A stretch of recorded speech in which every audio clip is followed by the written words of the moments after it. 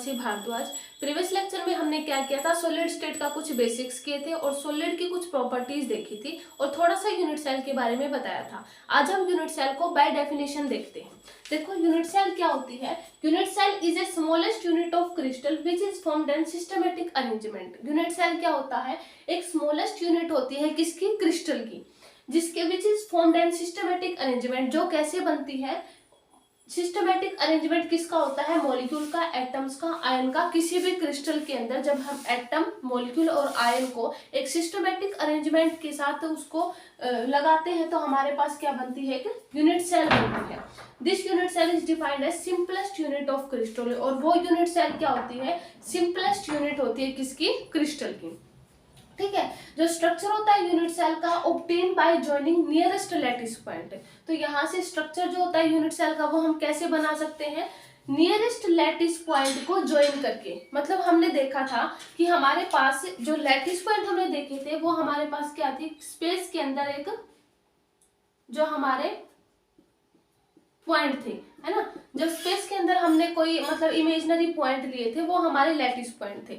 अभी क्या है इसमें, अकॉर्डिंग टू डेफिनेशन क्या है, स्ट्रक्चर जो होता है यूनिट सेल का वो कैसे बना सकते हैं, जॉइनिंग नियरेस्ट लैटिस पॉइंट। मतलब देखो यहाँ पे जो लैटिस पॉइंट थे, इमेजिनरी लैटिस पॉइंट है जो होते हैं स्पेस के अंदर, उन हमने क्या किया, उनको ज्वाइन कर दिया तो वहां से हमारी क्या बनी, यूनिट सेल। ठीक है, तो देखो मान लिया ये जो 3D, मान लिया ये स्पेस के अंदर हमारे पास क्या है, इमेजिनरी लैटिस पॉइंट है, इनको हम ज्वाइन कर दे, मान लिया इनको ज्वाइन कर दिया तो ये हमारा एक यूनिट सेल हो गया। फिर अगर हम इसको ज्वाइन करें इस तरीके से तो ये हमारा दूसरा यूनिट सेल हो गया। ठीक है, अगर हम इनको ज्वाइन करें तो ये हमारा एक अलग यूनिट सेल हो गया। तो यहाँ पे क्या है, so unit cell can be more than one type. तो यूनिट सेल हमारे एक से ज्यादा टाइप के भी हो सकते हैं। ठीक है, तो ये हमारी यूनिट सेल थी डेफिनेशन के अकॉर्डिंग। अब हम देखते हैं यूनिट सेल कितने टाइप की होती है। तो देखो अब हमारे जो यूनिट सेल है उसके दो टाइप्स आते हैं। एक हमारे पास आता है परमिटिव यूनिट सेल, दूसरा हमारे पास आता है नॉन परमिटिव यूनिट सेल। अब परमिटिव यूनिट सेल क्या होता है, देखो when constituent particle are present only on corner position. मतलब जो हमारे कॉन्स्टिट्यूएंट पार्टिकल होंगे वो सिर्फ और सिर्फ अगर कॉर्नर पे प्रेजेंट होते हैं, and unit cell is called primitive unit cell. तो उन परमिटिव यूनिट सेल को हम क्या बोलते हैं, उन जो हमारी यूनिट सेल उसको हम क्या बोलते हैं, परमिटिव यूनिट सेल। ठीक है, in primitive unit cell only one lattice point is present in each cell.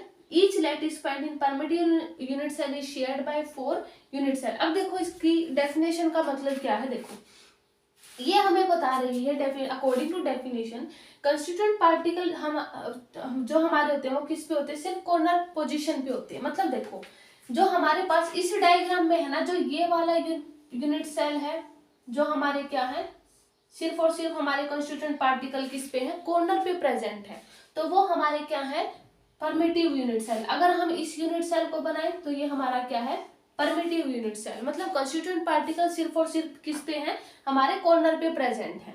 ठीक है, in primitive unit cell only one lattice point is present in each cell. मतलब इसका मतलब क्या हुआ कि इन परमिटिव यूनिट सेल के अंदर हमारे पास सिर्फ एक लैटिस पॉइंट होता है हर एक सेल के अंदर। मतलब क्या होगा, देखो अगर मान लिया हम इसको बढ़ा दे, कुछ इस तरीके से बढ़ा देते हैं, हमारी जो लैटिस पॉइंट है इसको देखो, इसके जो नेबरिंग पॉइंट है इनको जोड़ करके हम यूनिट सेल बना सकते हैं। जैसे ये है, इसको जोड़ के हमने ये बना दिया। ठीक है, फिर हमारे पास ये यूनिट सेल आ गई। ठीक है, इसके बाद हमारे पास मान लिया ये पॉइंट है, सॉरी ये नहीं बनेंगे, रुको एक मिनट। ठीक है, तो उसके बाद देखो डेफिनेशन में क्या देखते हैं, each lattice point is primitive is shared by 4 unit cell. अब देखो यहाँ पे हम अलग डायग्राम बता देते हैं। देखो ये हमारे पास क्या है, ठीक है, और एक यहाँ पे मान लेते हैं, इसको मान लेते हैं, यहां से डिराइव करते हैं इसको।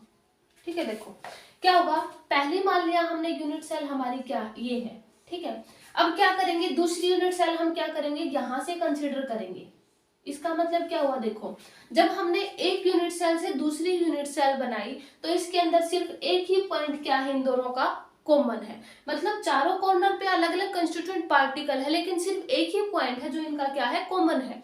तो अगर मान लिया दूसरी लैटिस पॉइंट बनाए सॉरी दूसरी यूनिट सेल बनाए तो हमारे पास ये बन जाएगा, यानी इनके अंदर हमारे पास कॉमन पॉइंट क्या हो जाएगा, ये हो जाएगा। तो डेफिनेशन में यही बताया गया है कि each lattice point in primitive cell is shared by 4 unit cell. एक लैटिस पॉइंट जो होता है 4 यूनिट सेल से क्या होता है, शेयर होता है। thus only 1/4 part of each lattice point is the part that particular unit cell, मतलब उसका 1/4 टाइम ही होगा जो क्या होगा, शेयर्ड होगा, है ना, लैटिस पॉइंट से that particular unit cell 1/4 part ही क्या होगा, शेयर होगा। मतलब देखो इसको हम ऐसे लिख सकते हैं कि हमारे पास क्या है, 1/4 पार्ट तो क्या है, शेयर है, और 4 हमारे पास पॉइंट है, लैटिस पॉइंट। तो हमारे पास यहाँ पे परमिटिव यूनिट सेल कितनी आ गई, 1।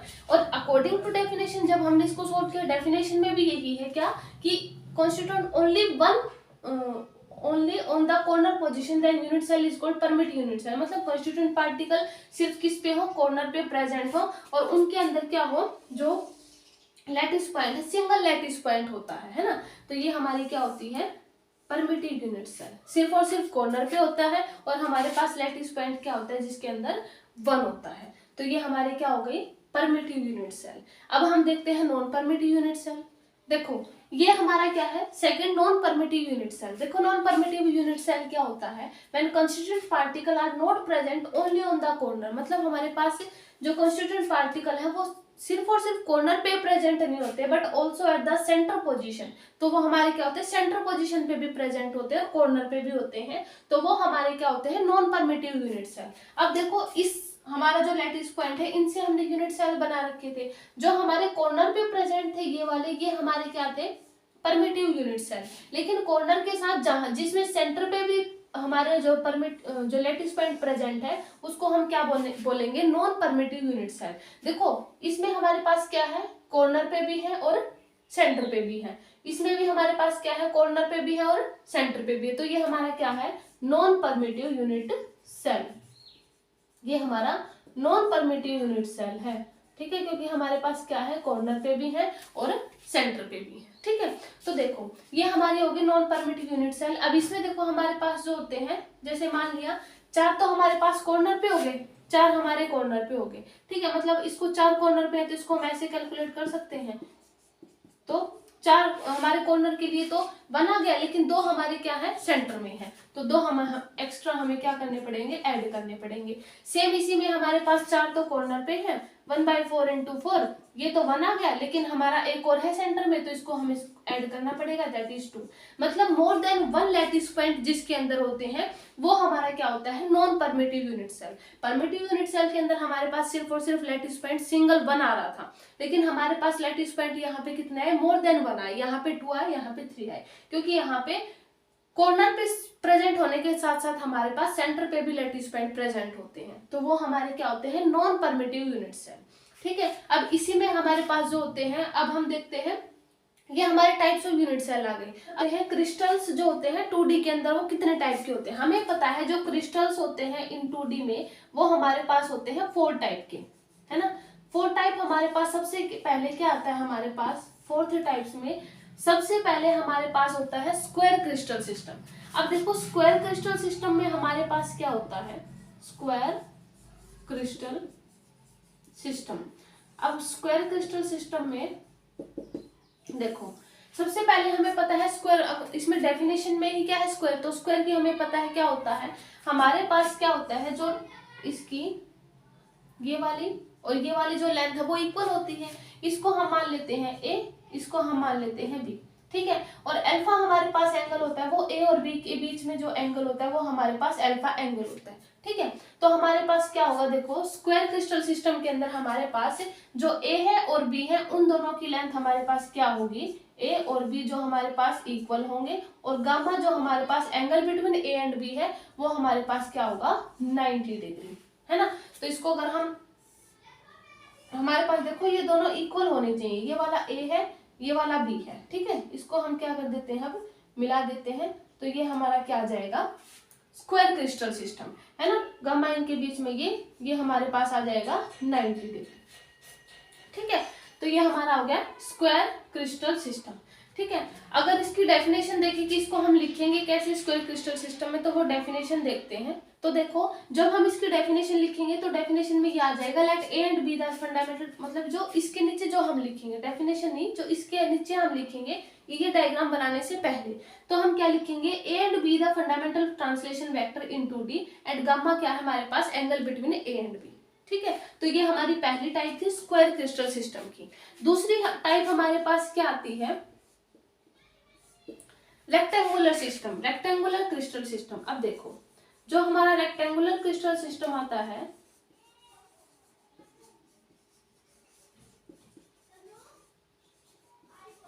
रेक्टेंगुलर क्रिस्टल सिस्टम, अब इस रेक्टेंगुलर क्रिस्टल सिस्टम में क्या होता है, हमें पता है रेक्टेंगुलर क्या होता है, जिसकी लेंथ और जो ये वाली और ये वाली जो इक्वल ना हो। ठीक है, ये वाली लेंथ और ये वाली लेंथ इक्वल ना हो तो उसको हम क्या बोलते हैं, रेक्टेंगुलर। मतलब हम ऐसे बोलते हैं लेंथ और ब्रेड्थ इक्वल ना हो। तो मान लिया इसको हम मान लेंगे इतनी और इसको हम मान लेंगे छोटी सी। ठीक है, तो ये हमारी हो गई ए, ये हम मान लेते हैं बी। ठीक है, तो ये इसको जब हम ऐसे मिला देंगे तो ये हमारा क्या आ जाएगा, रेक्टेंगुलर क्रिस्टल सिस्टम। और हमें पता है एंगल में क्या होगा, 90 डिग्री ही होगा, गामा इज 90 डिग्री। तो इसमें भी हम सेम यही लिखेंगे, A and B the fundamental translation vector into D and gamma क्या होगा, angle between A and B. ठीक है, ये हमें ध्यान से देखना है कि ये वाली और ये वाली लेंथ इक्वल ना हो, because this is a rectangular crystal system. ठीक है, सेकंड, इसी में इसका दूसरा टाइप आता है सेंटर्ड, ये हमारा पहला टाइप है। इसी में इसका जो बी टाइप है वो क्या होता है, centred rectangular crystal system, centred rectangular crystal system. अब सेंटर्ड रेक्टेंगुलर क्रिस्टल सिस्टम हमारा क्या होता है, इसमें सिर्फ एक ही डिफरेंस होगा, क्या, डायग्राम तो हमारा सेम ऐसे ही बनेगा, ये हमारा होगा ए, ये हमारा होगा बी। ठीक है, इसको हम ऐसे मिला देंगे, एंगल सेम गामा 90 डिग्री होगा, लेकिन इसमें डिफरेंस क्या होगा, सेंटर्ड रेक्टेंगुलर मतलब हमारे पास एक जो लैटिस पॉइंट है वो यहाँ पे आ जाएगा। ठीक है, इसके सेंटर में एक हमारे पास लैटिस पॉइंट आ जाएगा, तो ये हमारा क्या होता है, सेंटर्ड रेक्टेंगुलर क्रिस्टल सिस्टम। ठीक है, अब ये हमारा दूसरा हो गया। जो थर्ड देखते हैं, वो थर्ड हमारा क्या होता है, अब देखो जो थर्ड है वो हमारा क्या है, ओब्लिक क्रिस्टल सिस्टम। अब ओब्लिक क्रिस्टल सिस्टम में हमारे पास क्या होता है, जो ए और बी होते हैं ना, ए और बी जो हमारे ट्रांसलेशन वेक्टर जो हम लिख के चल रहे थे, let A and B the translation vector, gamma is the angle between A and B. तो वो जो हमारे ए एंड बी है वो इक्वल नहीं होते ओब्लिक ट्रांसलेशन वेक्टर। मतलब मान लिया अगर हम ए को ऐसे मान रहे हैं तो हम बी को क्या मान लेंगे, इससे छोटा। ठीक है, ये ए और ये बी। अब जो देखो, ये हमारा ए हो गया, ये हमारा बी हो गया। ठीक है, ये हमारा क्या है, ओब्लिक ट्रांसलेशन वेक्टर।